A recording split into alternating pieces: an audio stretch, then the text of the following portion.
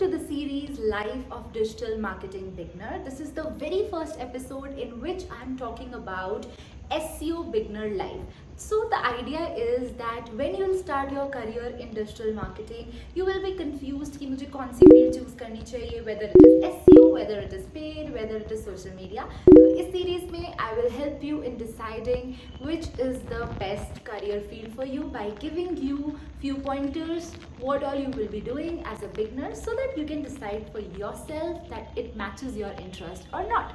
So as an SEO beginner, you have to work on few tasks on regular basis, and these tasks will be like keyword research. So like keyword we know is very important for SEO. So as a beginner, you need to keep digging into keyword planner and find like right keywords for all the brands, for the brands you are working on, or like different businesses. And other activities that you have to work is like there will be technical implementations as well as finding technical glitches on the website. For example, there could be errors on the website, so you have to perform a lot of technical audit, definitely with the help of tools. So like there you are safe, you don't need to know a lot of technical things there.